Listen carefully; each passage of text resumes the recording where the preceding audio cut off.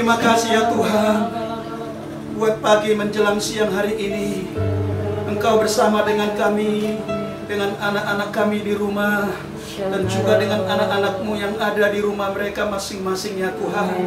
Engkau luar biasa bersama dengan kami setiap hari, bahkan setiap minggu kami beribadah di rumah. Dan saat ini kami merayakan ya Tuhan Jumat Agung, di mana 2000 tahun yang lalu Engkau telah mati di kayu salib, menebus dosa-dosa kami, menebus setiap kesalahan-kesalahan kami, oh pemberontakan kami, bahkan oh Tuhan menebus segala kutuk-kutuk keturunan yang diturunkan dari nenek moyang kami hingga kepada kami. Darah-Mu tercurah bagi kami. Itu sebabnya Tuhan, seluruh dunia merayakan oh kematian-Mu 2000 tahun yang lalu. Terima kasih Tuhan. Kami pun di tempat ini, oh Tuhan, merayakan-Mu bersama anak-anak-Mu di rumah mereka masing-masing. Gereja Betel Indonesia Mega Matraman dan juga Gereja Betel Indonesia Pondok Bambu. Biarlah nama-Mu kami tinggikan, biarlah nama-Mu kami puji dan kami agungkan. Dalam nama Yesus kami siap mendengarkan firman Tuhan. Kita yang percaya boleh katakan bersama-sama, amin. Tepuk tangan dulu bagi Tuhan. Silakan duduk. Shalom Bapak Ibu yang dikasih Tuhan, yang ada di Mega Matraman dan juga yang ada di Pondok Bambu, bahkan dimanapun Bapak Ibu berada.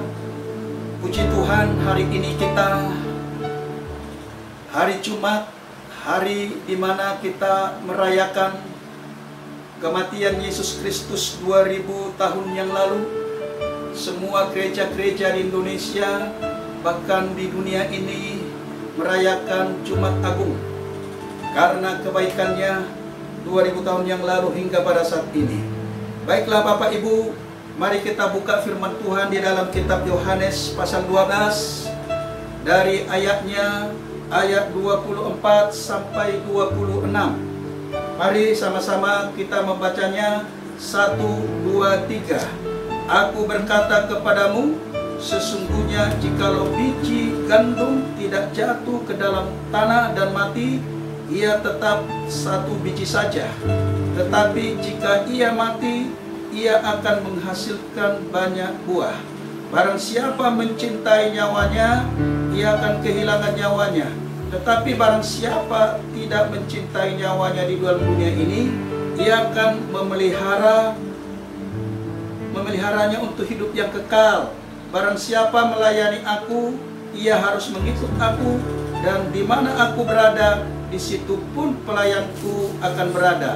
Barang siapa melayani aku, ia akan dihormati Bapa. Nah, Bapak Ibu yang dikasih Tuhan, ini perkataan atau pemberitaan akan kematian Yesus. Ia berkata, aku berkata kepadamu, sesungguhnya jikalau biji gandum tidak jatuh ke dalam tanah dan mati, ia tetap satu biji saja. Tetapi jika ia mati, ia akan menghasilkan banyak buah. Tema kita hari ini, Jumat Agung ini, adalah kematian yang menghidupkan. Sekali lagi temanya adalah kematian yang menghidupkan. Karena memang saat ini kita sedang merayakan Jumat Agung. Jumat Agung berbicara kematian Tuhan Yesus 2000 tahun yang lalu. Dia telah berkata, dia mengambil satu contoh sebagai biji gandum. Biji gandum ini berbicara kehidupan. Ya, amin. Karena biji gandum ini atau roti yang menjadi makanan pokok Israel pada zaman itu terbuat dari gandum.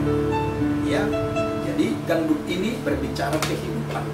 Nah, oleh karena itulah Yesus mengambil contoh.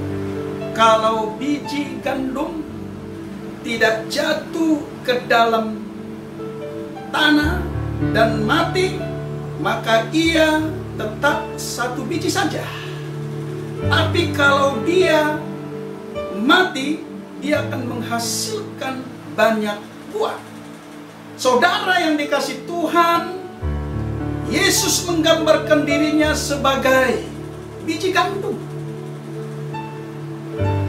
Biji gandum Bapak Ibu kalau kita simpan di dalam lemari, di dalam botol, atau di mana saja, maka biji gandum itu tetap satu biji saja Bapak Ibu.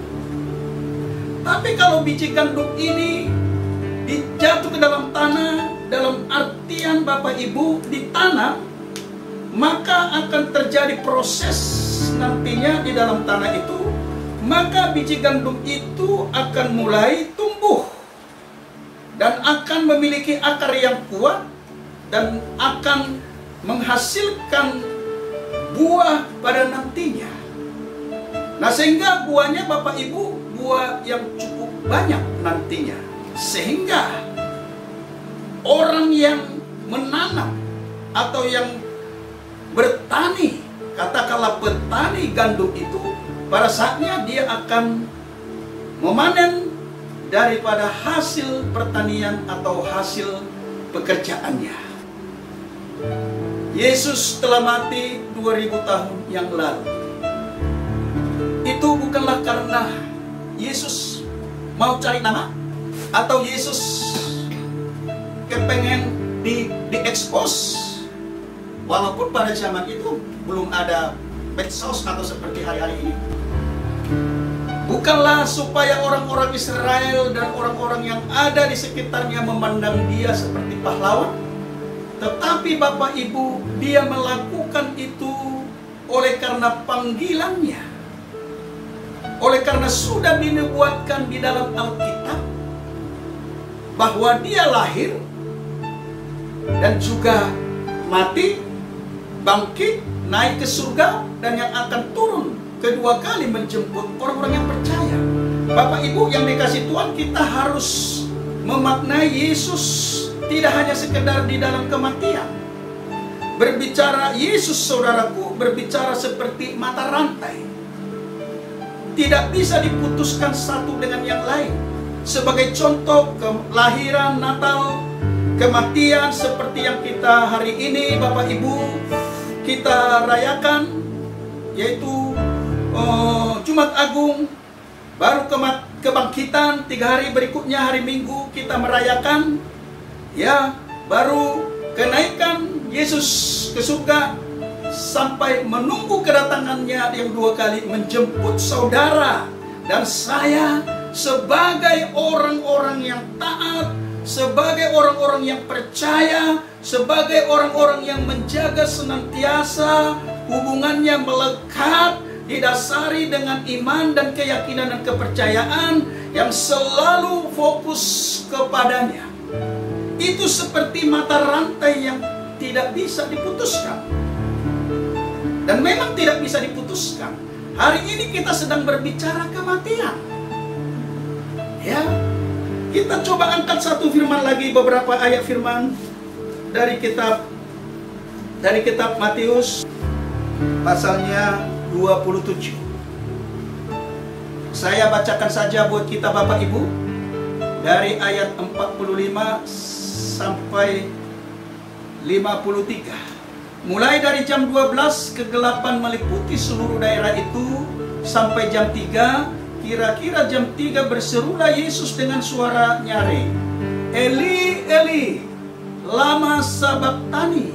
Artinya, Allahku, Allahku, mengapa engkau meninggalkan aku? Mendengar itu, beberapa orang yang berdiri di situ berkata, ia memanggil Elia. Dan segeralah datang seorang dari mereka. Ia mengambil bunga karang, mencelupkannya ke dalam anggur asam, lalu mencucukkannya pada sebatang bulu dan memberi Yesus minum. Tetapi orang-orang lain berkata, jangan, baiklah kita lihat apakah Elia datang untuk menyelamatkan dia.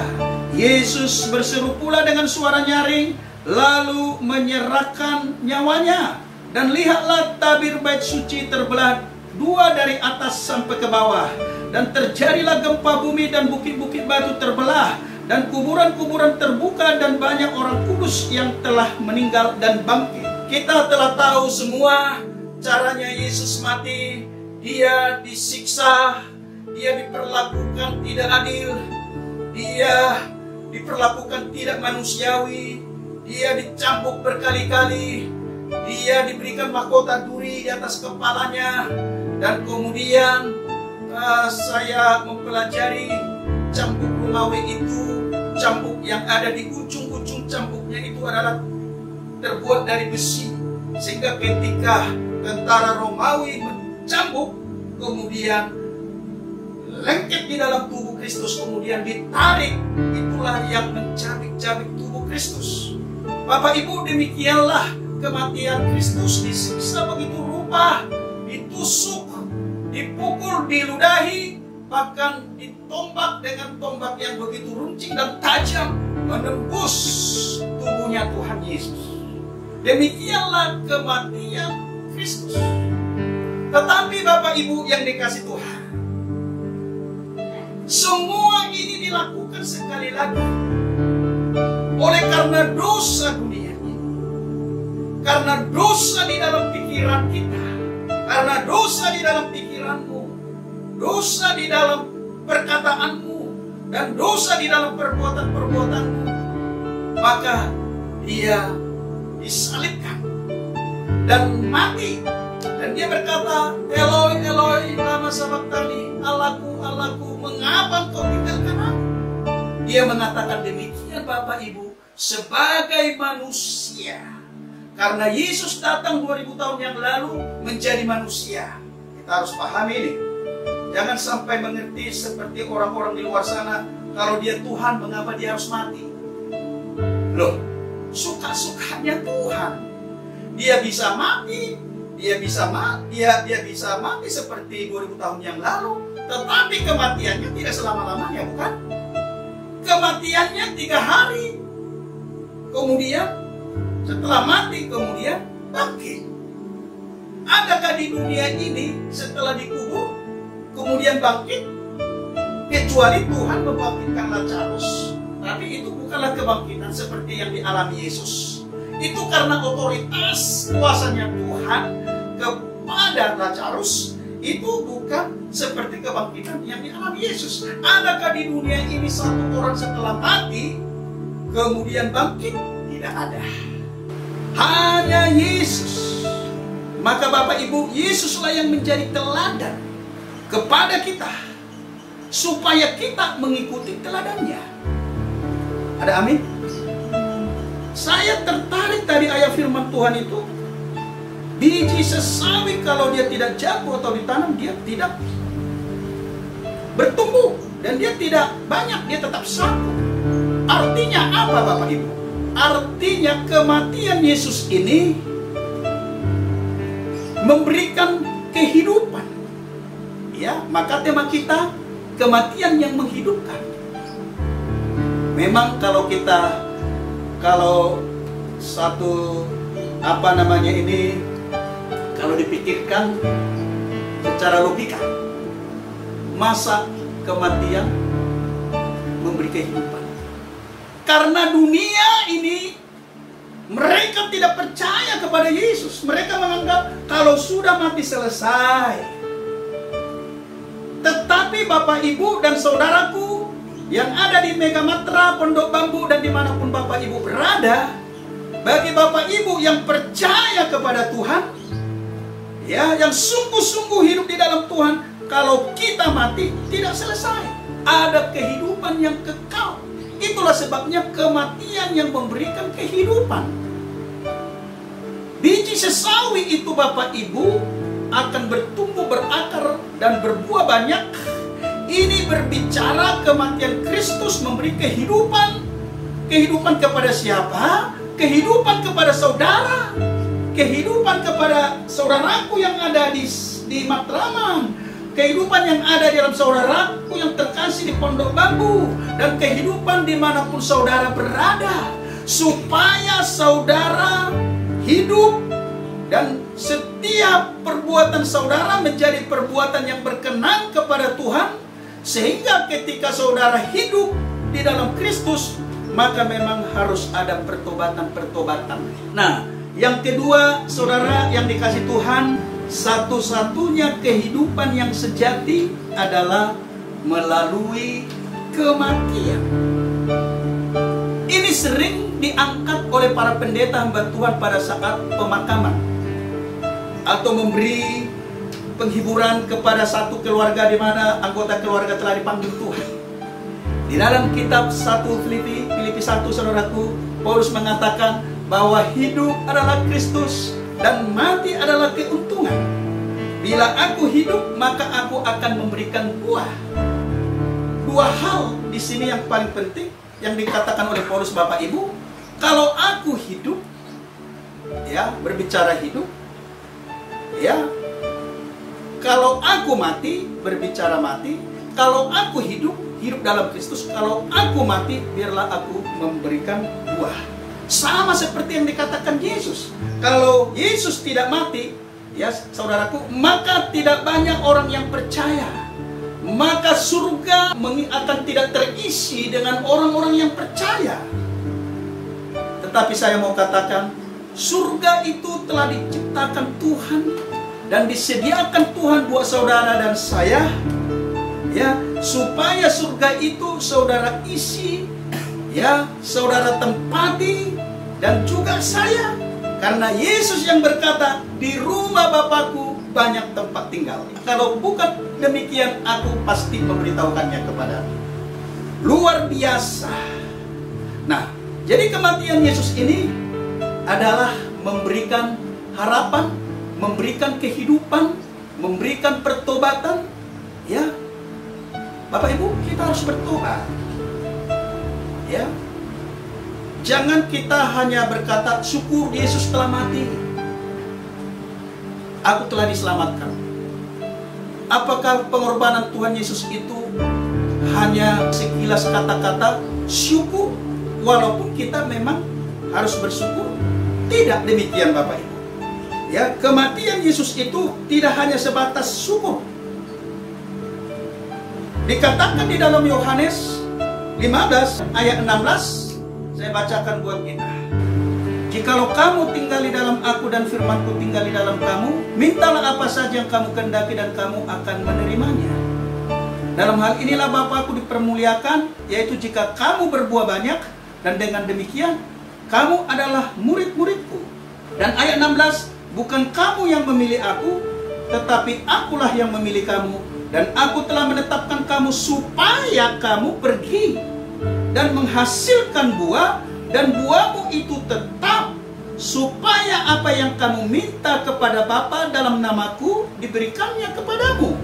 Saudaraku, Alkitab menuliskan supaya kamu pergi dan menghasilkan buah, dan supaya buahmu itu tetap. Nah, saudara yang dikasih Tuhan, jadi kematian Kristus tidak cukup hanya kata syukur, tetapi yang dikehendaki oleh Tuhan supaya saudara pergi. Dia menetapkan kita.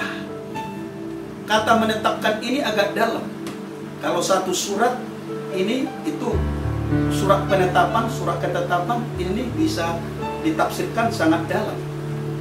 Ya, dia menetapkan saudara dan menetapkan saya supaya pergi. Ya, pergi kemana? Tentunya memberitakan Injil. Memberitakan Injil bukan hanya sekedar di gereja, tetapi dimanapun Bapak Ibu duduk berdiri, ya, atau bekerja, saudara menjadi pemberita firman lewat kesaksianmu. Tuhan berkata supaya engkau pergi dan menghasilkan buah. Maka selalu saya mengatakan orang Kristen jangan terlalu enak. Ya, oh syukur saya diselamatkan. Tidak. Itu pengorbanannya oke. Tapi saudara harus mengambil bagian. Ya. Dan kita tidak perlu takut. Nah, yang tadi dikatakan, ya, satu-satunya kemenangan yang sejati adalah melalui penderitaan dan perendahan. Ini telah dialami Tuhan kita. Dia menderita sangat-sangat luar biasa secara fisik, mental, dan juga secara jiwa. Sampai dikatakan ketika dia berdoa di Getsemani, sampai keringatnya bercampur darah. Bapak Ibu bisa bayangin itu. betapa dalamnya pergumulannya, penderitaan. Meskipun dia sudah tahu bahwa dia akan mati, tapi secara fisik jasmaninya dan jiwa, perasaannya tertekan. Tetapi saya mau katakan, dia tetap menyerahkan seluruh hidupnya. Mencintai nyawa bisa terjadi dua hal. Ya, satu karena egois, satu lagi karena keinginan untuk merasa aman. Ya, karena Yesus berkata di situ ayat 25, barang siapa mencintai nyawanya, ini yang kedua, ia akan kehilangan nyawanya. Tetapi barang siapa tidak mencintai nyawanya di dalam dunia ini, ia akan memelihara untuk hidup yang kekal.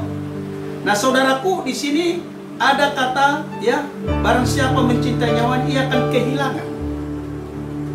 Kata kehilangan di dalam Perjanjian Baru, dalam bahasa aslinya, yang artinya sama dengan menghancurkan. Ya.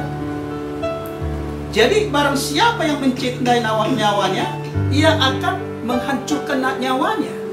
Karena kata kehilangan ini sering dipakai dengan menghancurkan. Jadi kalau ada anak-anak Tuhan atau juga hamba-hamba Tuhan, kalau dia takut kehilangan nyawa, dia menghancurkan nyawanya sendiri. Ya, ia akan kehilangan nyawanya. Tetapi barang siapa tidak mencintai nyawanya di dunia ini, ia akan memelihara untuk hidup yang kekal. Jadi perlu kita, ya, menjadi teladan Kristus, karena Kristus telah melakukan itu. Dan sesungguhnya satu-satunya kehidupan yang sejati itu adalah melalui kematian.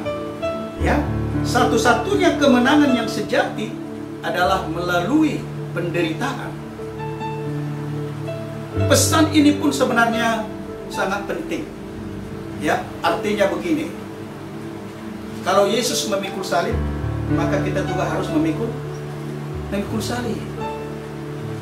Bagaimana contoh memikul salib? Misalnya saudara-saudara, karena sudah percaya kepada Kristus dan tahu tentang kebenaran, ketika saudara bekerja di satu perusahaan, maka saudara hidup sebagaimana Tuhan hidup. Tuhan katakan saudara hidup. Dan kemudian saudara menjauhi kejahatan di dalam pekerjaan. Orang-orang di sana tidak sungguh-sungguh bekerja, tidak sungguh-sungguh sebagaimana aturan yang dibuat. Kedua, mungkin juga di kantor itu ada yang kerja tidak sesuai dengan waktu yang ditetapkan perusahaan. Atau barangkali juga di perusahaan itu ada yang korup uang, korup waktu, dan sebagainya.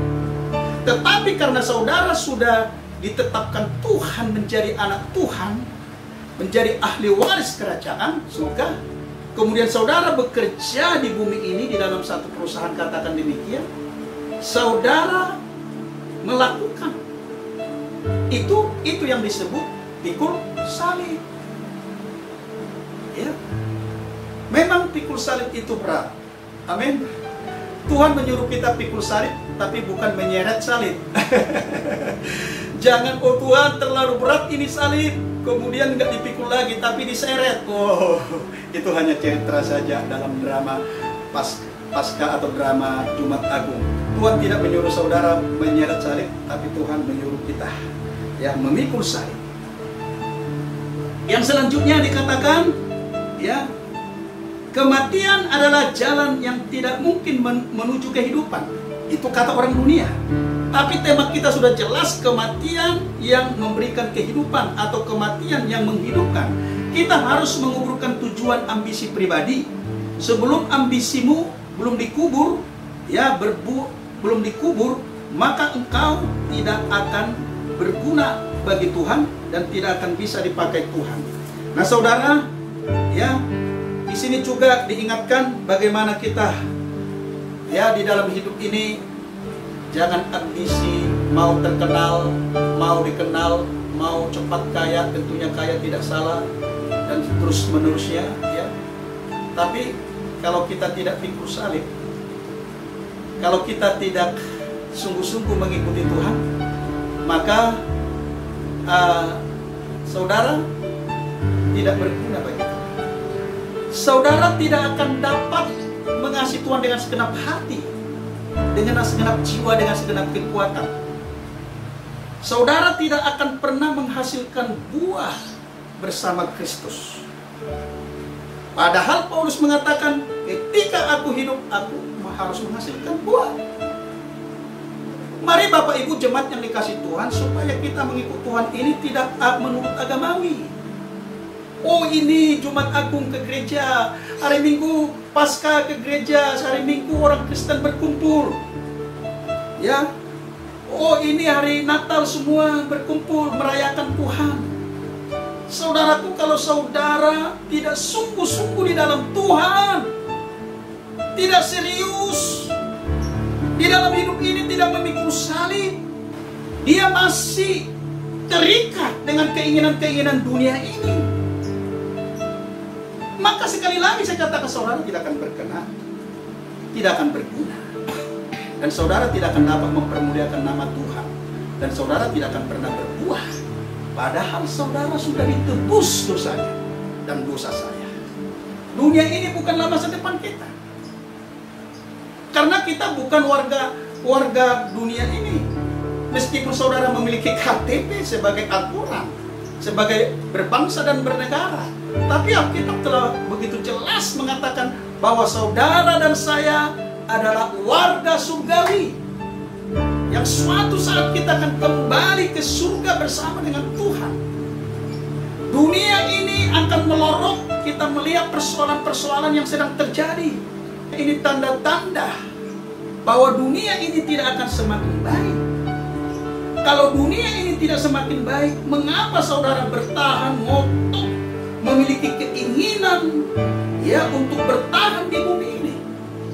Banyak orang yang ingin bertahan di bumi, ingin bertahan di dunia ini, sampai dia berdoa, Tuhan jangan panggil aku. Ini ciri-ciri orang yang mengasihi dunia. Amin. Alkitab sekali lagi mengatakan, ya, barang siapa mencintai nyawanya, ia akan kehilangan nyawanya. Tapi barang siapa tidak mencintai nyawanya di dunia ini, ia akan memeliharanya untuk hidup yang kekal. Barang siapa melayani aku, ia harus mengikut aku di mana aku berada. Maka poin yang seterusnya, Tuhan menginginkan saudara, merindukan saudara melayani Dia. Saya melihat masih banyak orang-orang Kristen setelah lahir, besar, anak gadis, pemuda, ya Bapak Ibu, bahkan sudah menikah, punya istri, punya suami, punya anak, sampai tua, ya masih banyak kedapatan anak-anak Tuhan tidak melayani Tuhan. Dia berkata membela diri, yang penting kan hati, yang penting kan ke gereja, yang penting kan aku tidak mencuri barang orang, tidak memfitnah dan lain-lain sebagainya. Saudara, engkau pergi supaya engkau menghasilkan buah. Sebab tanpa buah, sesuatu pohon dikatakan akan ditebang. Barang siapa melayani aku, ia harus mengikut aku, dan di mana aku berada, di situ pun pelayanku akan berada. Barang siapa melayani aku, ia dihormati Bapa. Jadi Bapak Ibu, kita melayani Tuhan dihormati oleh Bapa. Kita melayani Tuhan dihormati oleh Tuhan. Amin. Ya, mari persiapkanlah hatimu hari-hari ini, ya, di dalam situasi kondisi dunia yang tidak teratur, yang tidak terarah, yang tidak ada jaminan ini, bahkan dunia yang menakutkan ini, tapi Kristus datang untuk memberikan hidup. Akulah jalan, kebenaran, dan hidup. Tidak ada yang sampai kepada Bapa di surga kalau tidak melalui aku. Mari kita tundukkan kepala kita, musik pelan-pelan berbunyi. Mari kita mengangkat satu pujian atau nyanyian, karya yang terbesar. Semua kita bernyanyi. Haleluya.